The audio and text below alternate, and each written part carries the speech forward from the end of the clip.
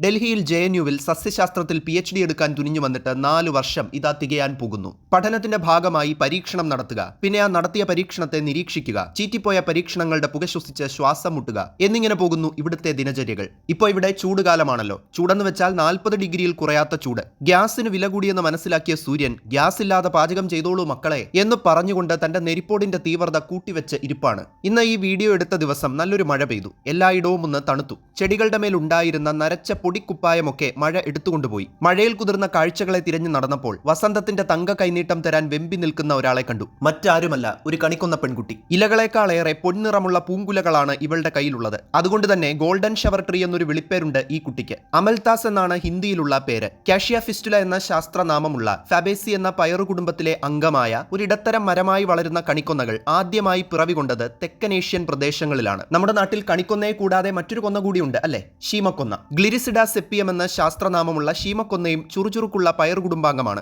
കുന്നത്തെ കൊന്നയ്ക്കും പൊന്മോതിരം ഇന്നേതോ തമ്പുരാൻ തന്നേ പോയി എന്ന് ONV കുറിപ്പ് എഴുതിയത് വെറുതെയല്ല. പൊന്മോതിരത്തോട് സാദൃശ്യമുള്ളൊരു ഭാഗം കണിക്കൊന്നയുടെ പൂവുകളിൽ നിങ്ങൾക്ക് കാണാൻ കഴിയും. കൊന്നയുടെ സ്റ്റേമൻസ് അഥവാ കേസര പുടങ്ങളാണ് ഈ മോതിരം പോലെയുള്ള ഭാഗങ്ങൾ. സ്റ്റേമൻസ് എന്നതുകൊണ്ട് ഉദ്ദേശിക്കുന്നത് ഒരു പൂവിന്റെ ആൺ പ്രത്യുൽപാദന അവയവത്തെയാണ് കേട്ടോ. എടോ, എന്റെ പൊന്മോതിരത്തിന്റെ ചന്തം കണ്ടത് മതി. തന്റെ നോട്ടം കണ്ടിട്ട് അതിലെന്തോ കള്ളത്തരമുള്ളതുപോലെ. അപഹരിക്കാൻ സമ്മതിക്കില്ല ഞാൻ എന്നും പറഞ്ഞുകൊണ്ട് കണിക്കൊന്ന മുഖം വീർപ്പിച്ചു. പക്ഷെ എനിക്ക് തരാതെ കാത്തുവെച്ച തങ്ക മോതിരങ്ങളൊക്കെ കണിക്കൊന്ന പെണ്ണ് മണ്ണിനെ വാരി വാരി കൊടുത്തു. കൊട്ടക്കണക്കിന് തങ്കം വിരിഞ്ഞിട്ടും മഴ പെയ്ത മേലാകെ തണുത്തിട്ടും കുളിർ പരന്നിട്ടും നമ്മുടെ ഈ കണിക്കൊന്ന പെണ്ണിന് എന്തോ സങ്കടമുള്ളതുപോലെ.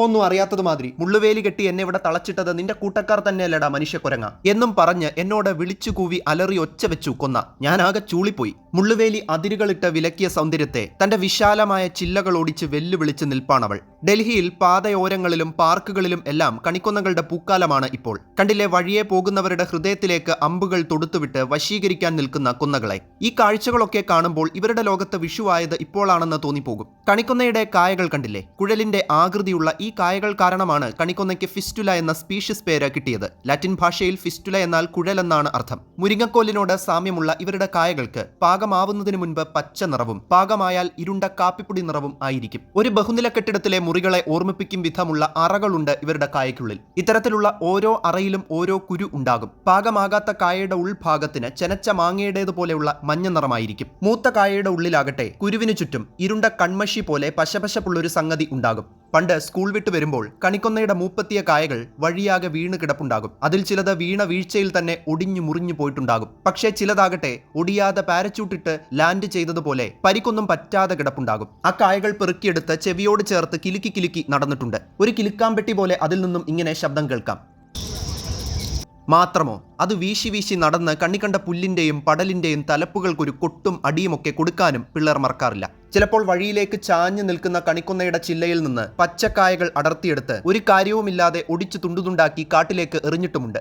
കണിക്കൊന്ന ചെടിയുടെ വസന്തത്തിന്റെ തണലിൽ നിറയെ കായ്ച്ചു നിൽക്കുന്ന ഒരു കറിവേപ്പ് ചെടി. മുറയാ കൊയ്നിഗി എന്ന ശാസ്ത്രനാമമുള്ള റൂട്ടേസി എന്ന നാരകത്തിന്റെ കുടുംബത്തിൽ ഉൾപ്പെടുന്ന ഒരു ചെടിയാണ് കേട്ടോ കറിവേപ്പ്. നമ്മുടെ വീടുകളിൽ കറിവേപ്പ് എന്ന് പറയുന്നതിന് പകരം കരിയാപ്പ്, കരിയാപ്പല എന്നൊക്കെ പറയാറുണ്ട്. അതൊക്കെ കറിവേപ്പ് എന്ന പേരിന്റെ വാമൊഴി വകഭേദങ്ങൾ, അത്രയുള്ളൂ. കറിവേപ്പിലയില്ലാതെ ഒരു കറി മലയാളികൾക്ക് സങ്കല്പിക്കാൻ ഇത്തിരി ബുദ്ധിമുട്ടാണ്. ഇതിന്റെ ഇലകളിലും പൂക്കളിലും കായകളിലും എല്ലാം ഒരു സവിശേഷ സുഗന്ധം അടങ്ങിയിട്ടുണ്ട്. 1-ഫിനൈൽ ഇഥൈനിഥിയോൾ എന്ന രാസഘടകമാണ് ഈ സുഗന്ധത്തിന് പിന്നിലുള്ള കാരണം. കറിയിലിട്ട് ഉള്ള സുഗന്ധമെല്ലാം ഊറ്റിയെടുത്തതിനു ശേഷം കറിവേപ്പിലയെ നമ്മൾ കുപ്പയിലേക്ക് ഉപേക്ഷിക്കും. അങ്ങനെ ഉണ്ടായ ഒരു പ്രയോഗമാണ് കാര്യം കഴിഞ്ഞാൽ കറിവേപ്പില പോലെ ഉപേക്ഷിക്കുക എന്നുള്ളത്. അങ്ങനെ ഉപേക്ഷിക്കപ്പെട്ടിട്ടുള്ള എത്ര കറിവേപ്പിലകൾ കുപ്പക്കുഴിയിൽ കിടന്ന് കരഞ്ഞിട്ടുണ്ടാകും, നെടുവീർപ്പിട്ടിട്ടുണ്ടാകും. സാധാരണ നമ്മൾ മഞ്ഞപ്പൂവുള്ള കൊന്നയല്ലേ കണ്ടിട്ടുള്ളൂ. ഇതാ ഇവിടെ വെള്ളപ്പൂവുമായി നിൽക്കുന്ന ഒരു കണിക്കൊന്ന. ഇതൊരു സാധാരണ കണിക്കൊന്ന തന്നെയാണ്. പക്ഷേ സാഹചര്യങ്ങളുടെ സമ്മർദ്ദം മൂലം ഇതിന് തങ്കപ്പൂക്കൾ ഉണ്ടാക്കാനുള്ള കഴിവ് നഷ്ടപ്പെട്ടു പോയിരിക്കുന്നു. പക്ഷേ എന്നിട്ടും പരിഭവമില്ലാതെ സ്വർണ്ണപ്പൂക്കൾക്ക് പകരം വെള്ളിപ്പൂങ്കുലകളുമായി നിൽക്കുകയാണ് ഈ കൊന്ന.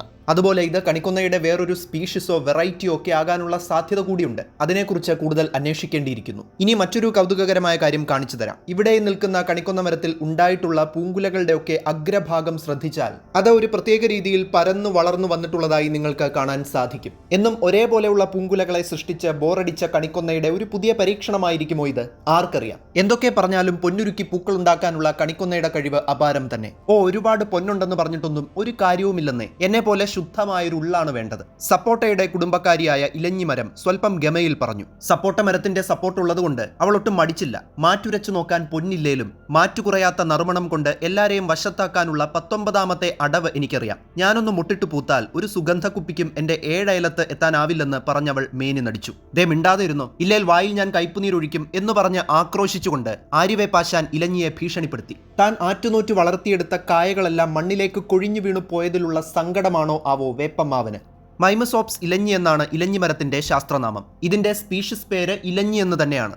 ചെമ്പൻ നിറമുള്ള പുറം ഭാഗമുള്ള വെളുത്ത സുഗന്ധമുള്ള പൂക്കളാണ് ഇലഞ്ഞിയുടേത്. ഇലഞ്ഞിയുടെ കൊഴിഞ്ഞു വീണ സ്വല്പം വാടിയ പൂക്കൾക്ക് വരെ അന്യായ സുഗന്ധമായിരിക്കും. പണ്ട് ടൗണിൽ പോകാനുള്ള ബസ് പിടിക്കാൻ ഒരു കുറുക്കുവഴി കയറി മെയിൻ റോഡിൽ എത്തണമായിരുന്നു. ആ കുറുക്കുവഴിയുടെ ഒരു ഭാഗത്ത് ഒരാനയേക്കാൾ വലുപ്പമുള്ള ഒരു പാറയുണ്ട്. ആ പാറ സ്ഥിതി ചെയ്യുന്ന പറമ്പിന് സമീപമുള്ള വീട്ടിൽ ഒരു വലിയ ഇലഞ്ഞി മരമുണ്ടായിരുന്നു. അതുവഴി പോകുമ്പോൾ മിക്കപ്പോഴും ആ വീടിന്റെ മുറ്റത്ത് ഇലഞ്ഞിപ്പൂക്കൾ ചിതറി വീണ് കിടപ്പുണ്ടാകും. പോന്ന പോക്കിന് അതെല്ലാം പെറുക്കിയെടുത്ത് ഷർട്ടിന്റെ പോക്കറ്റിൽ സൂക്ഷിക്കും. പിന്നീട് വീട്ടിലെത്തി പോക്കറ്റിൽ കിടന്ന് ഞെരിഞ്ഞമർന്ന ഇലഞ്ഞിപ്പൂക്കളെല്ലാം കുരുത്ത് ഒത്തൊരുമയുടെ പാഠങ്ങൾ പറഞ്ഞു പഠിപ്പിച്ച് ഒരു മാലയായി അങ്ങനെ കുരുത്തെടുക്കും. പോക്കറ്റിൽ കിടന്ന് ഞെരിഞ്ഞു വാടിപ്പോയാലും ഇലഞ്ഞിപ്പൂക്കൾ തളരില്ല കേട്ടോ. ഉണങ്ങിപ്പൊടിയുന്നതുവരെ അവർ സുഗന്ധം വമിപ്പിച്ചുകൊണ്ടേയിരിക്കും.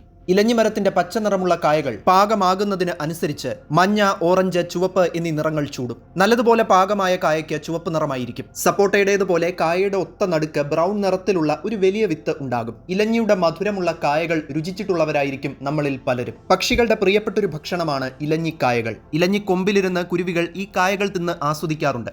രാത്രികാലങ്ങളിൽ ഇലഞ്ഞിമരത്തിന്റെ കൊമ്പുകളിൽ യക്ഷികൾ വന്നിരിക്കുന്നത് കാരണമാണ് അതിന്റെ ചില്ലകൾ ഒടിഞ്ഞു തൂങ്ങിയതുപോലെ കാണപ്പെടുന്നത് എന്നുള്ളൊരു കഥ നാട്ടിൻപുറങ്ങളിൽ പ്രചാരത്തിലുണ്ടായിരുന്നത്രേ. തങ്ങളുടെ പൂക്കളിലെ സുഗന്ധ തൈലം വായുവിൽ കലർത്തി യക്ഷികളെ ആകർഷിച്ചു വിളിച്ചു വരുത്തിയതാകും ഇലഞ്ഞി.